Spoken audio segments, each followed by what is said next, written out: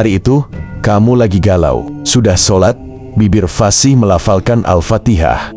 Namun, pikiran sedang sibuk menghitung tagihan, merencanakan menu makan malam, memikirkan pekerjaan yang menumpuk, atau sederet masalah hidup datang bertubi. Ada sebuah keletihan yang tidak bisa disembuhkan dengan tidur. Sebuah rasa lelah yang menghuni rongga dada, di mana kita merasa telah menjalankan semua ritual agama dengan benar. Namun, batin kita tetap terasa gersang. Kita berdiri di atas sajadah, namun hati kita sedang berlari di pasar-pasar dunia. Kita melafalkan doa, namun pikiran kita sedang bertengkar dengan masa lalu atau mencemaskan masa depan yang bahkan belum Allah anugerahkan. Kita merasa berjarak dengan Sang Pencipta, bukan karena Dia menjauh, melainkan karena kita terlalu berisik dengan isi kepala kita sendiri. Solusi dari segala kegelisahan ini sebenarnya tidak terletak pada seberapa lama kita mampu mengasingkan diri, melainkan seberapa mampu kita menemukan Allah Subhanahu wa Ta'ala di tengah hiruk-pikuk harian. Kedamaian sejati dimulai saat kita berhenti mengejar Allah, seolah-olah Dia berada di tempat yang jauh, dan mulai menyadari bahwa Dia adalah napas dari napas kita sendiri. Dalam kitab Al-Hikam, Ibnu Athaillah mengingatkan bahwa terkadang Allah membukakan pintu ketaatan, namun belum membukakan pintu penerimaan atau rasa manisnya. Terkadang Dia memberimu dosa, namun itu menjadi sebab engkau sampai padanya lewat kerendahan hati. Titik baliknya adalah kesadaran atau al-yaqazah. Solusi untuk hati yang kosong bukanlah menambah jumlah rakaat dengan tergesa-gesa, melainkan memperlambat tempo jiwa kita. Kita harus belajar untuk pulang ke dalam diri sendiri, menyadari bahwa setiap atom di tubuh kita sedang bertasbih, dan satu-satunya cara untuk merasakan keheningan di tengah badai masalah adalah dengan menambahkan kesadaran kita pada satu-satunya hal yang paling dekat dan paling jujur yang kita miliki, yakni aliran udara yang masuk dan keluar dari paru-paru kita. Inilah jalan pintas menuju ketenangan batin, bukan dengan cara menghentikan aktivitas dunia, melainkan dengan mengubah setiap aktivitas itu menjadi jembatan vertikal. Ketika kamu mulai menyadari bahwa Allah Subhanahu wa Ta'ala sedang menghidupkan tiap detik melalui tarikan oksigen gratis dan tak pernah putus, maka saat itulah sholatmu tak lagi menjadi beban, kerjamu tak lagi menjadi tekanan, dan hidupmu tak lagi menjadi pelarian. Kamu mulai menemukan bahwa surga yang kamu cari di akhirat nanti, bibit kedalamannya sudah bisa kamu rasakan di sini, di saat ini, di dalam detak jantung yang Allah jaga dengan penuh kasih sayang. Dunia medis mungkin hanya melihat napas sebagai pertukaran mekanis antara oksigen dan karbon dioksida. Namun, bagi jiwa yang haus akan kedekatan ilahi, napas adalah tali pusar spiritual yang menghubungkan hamba dengan Sang Khalik. Kita sering lupa bahwa di balik setiap tarikan udara ada kehendak Allah Subhanahu wa Ta'ala yang sedang bekerja secara aktif.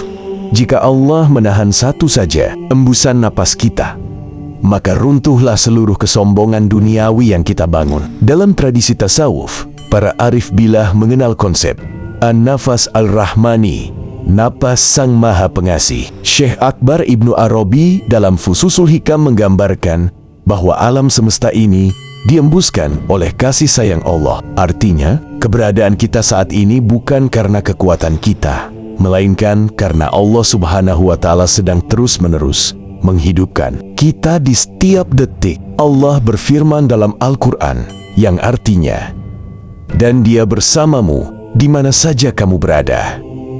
Al-Hadid ayat 4. Kebersamaan ini bukan kebersamaan jarak, melainkan kebersamaan hakikat. Dia lebih dekat daripada urat lehermu, kata Quran, surah Qaf ayat 16.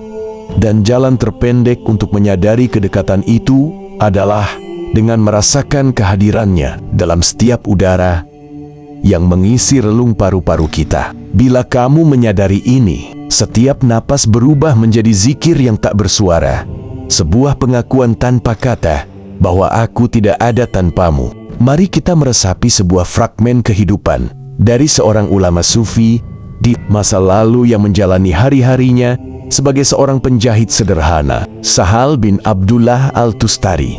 Beliau adalah guru Al-Halaj dan dikenal sebagai ulama yang menekankan murakabah atau kesadaran diawasi Allah sejak usia kecil. Di pasar yang bising, di antara tawar-menawar harga dan debu jalanan, ia tampak begitu tenang, seolah-olah ia berada di puncak gunung sunyi. Seorang murid bertanya dengan rasa heran, "Bagaimana mungkin hatimu tetap bersama Allah, sementara tanganmu sibuk menusukkan jarum, matamu fokus pada pola kain, dan telingamu mendengar hiruk-pikuk pasar?" Sang guru tidak berhenti menjahit, namun ia menjawab dengan suara halus, "Setiap kali jarum ini masuk menembus kain, aku berkata dalam hati, 'Ya Allah,' dan setiap kali jarum ini keluar, aku berkata, 'Ya Hak.' Jika aku berhenti menyadari kehadirannya, meski hanya 1 detik, jarum ini akan terasa berat dan aku takkan sanggup menggerakkannya." Kisah ini adalah cermin bagi kita. Masalah hidup kita terasa berat, bukan karena bebannya yang besar, melainkan karena kita mencoba memikulnya sendirian tanpa melibatkan sang pemilik kekuatan. Imam Al-Ghazali dalam Ihya Ulumuddin memperingatkan dengan sangat indah, setiap napas yang keluar tanpa zikir kepada Allah adalah kematian bagi hati, meskipun tubuhmu masih berjalan di muka bumi. Kesadaran inilah yang mengubah rutinitas yang menjemukan menjadi ibadah yang mempesona. Merasakan kehadiran Allah Subhanahu wa Ta'ala tidak menuntut kamu untuk meninggalkan pekerjaan atau keluarga. Justru Allah Subhanahu wa Ta'ala ingin kita menemukannya di sana, di kantor, di dapur, atau di tengah kemacetan jalanan. Caranya adalah dengan melakukan interiorisasi kesadaran. Ibnu Athaillah Al-Iskandari dalam Al-Hikam menulis, "Janganlah engkau menuntut Allah karena terlambatnya permintaanmu, tetapi tuntutlah dirimu sendiri karena terlambatnya adabmu kepadanya." Adab tertinggi adalah senantiasa merasa diawasi atau murakabah. Mulai sekarang, cobalah teknik napas zikir ini sebagai latihan mental. Pertama, kehadiran diri atau hudur. Saat kamu menghirup napas, rasakan itu sebagai kiriman rahmat langsung dari singgasana Allah. Bayangkan Allah sedang memberi kamu izin hidup 1 kali lagi.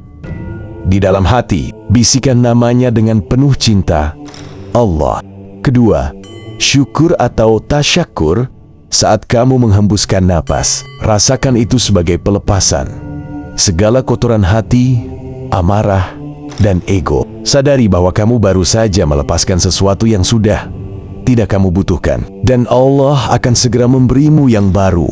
Bisikan dalam batin kalimat "Hu dia". Lakukan ini saat kamu sedang stres menghadapi tekanan atasan, atau saat kamu sedang merasa kesepian di tengah keramaian. Kamu akan mendapati bahwa nafasmu adalah jangkar yang menjaga agar perahu jiwamu tidak terseret arus emosi. Seringkali kita bertanya, mengapa aku masih merasa sedih, padahal aku sudah berzikir? Jawabannya sederhana. Kita sering menjadikan zikir sebagai obat penenang, bukan sebagai perjumpaan.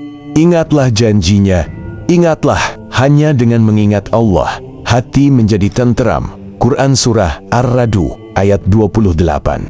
Kata tatmainu atau tentram di sini tidak berarti masalahmu mendadak hilang, melainkan Allah Subhanahu wa Ta'ala memperluas kapasitas hatimu. Bayangkan, jika kamu meneteskan tinta hitam ke dalam segelas air, maka air itu akan keruh seketika. Namun, jika kamu meneteskan tinta yang sama ke dalam samudra luas, warna hitam itu akan sirna, ditelan oleh biru yang tak bertepi. Masalah hidupmu adalah tinta itu, dan samudranya adalah kesadaran batin. Menghadirkan Allah Subhanahu wa Ta'ala dalam hati. Ketika namanya disebut, dalam hembusan nafasmu, hatimu menjadi seluas samudra. Masalah duniawi tak lagi cukup kuat untuk merusak kedamaian batinmu. Setiap detik yang kita lalui adalah sebuah kesaksian. Dalam kitab Lataiful Minan dijelaskan bahwa setiap manusia memiliki jatah napas yang terbatas. Setiap satu napas yang keluar adalah satu langkah kaki kita menuju pintu keabadian. Betapa ruginya jika langkah-langkah itu kita ayunkan dalam keadaan mabuk akan dunia tanpa menyadari tangan siapa yang sedang menuntun kita. Rasakanlah, di setiap tarikan nafasmu, Allah sedang berbisik, "Aku masih memberimu kesempatan untuk kembali." Dan di setiap hembusan nafasmu, Dia sedang berkata, "Lepaskanlah bebanmu, biarkan aku yang mengaturnya untukmu." Mari kita berhenti menjadi turis dalam kehidupan spiritual kita sendiri, yang hanya datang saat butuh. Jadilah penduduk tetap dalam hadirat Allah. Biarkan setiap aktivitasmu, dari yang paling remeh hingga paling besar, terikat oleh benang-benang zikir nafas ini. Karena pada akhirnya, bukan seberapa banyak harta yang kita kumpulkan yang akan memberi ketenangan, melainkan seberapa sering kita merasa nyaman berada bersama Allah Subhanahu wa Ta'ala dalam sunyi nafas kita. Pulanglah ke dalam dirimu. Allah Subhanahu wa Ta'ala sudah menunggumu di sana, sedekat hembusan nafas yang sedang kau rasakan saat ini.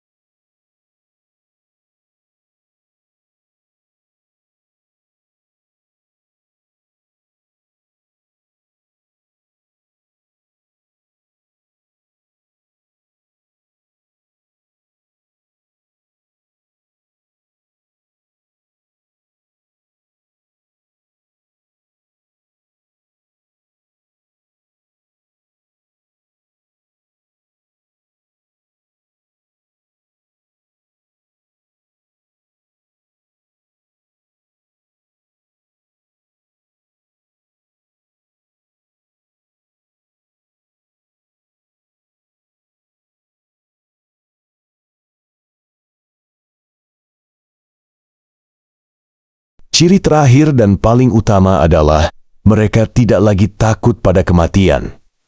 Bagi mereka, kematian hanyalah sebuah jembatan yang menghubungkan seorang kekasih dengan yang dikasihi. Jisrun yusilul habib ilal habib.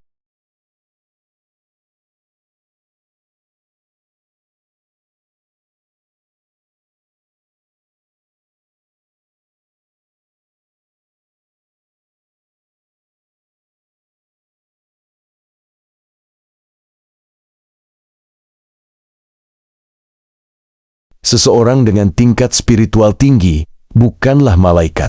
yang tidak pernah salah. Mereka adalah manusia biasa yang belajar untuk segera bangkit saat jatuh, segera beristighfar saat khilaf, dan selalu melihat kebesaran Tuhan di balik setiap kejadian.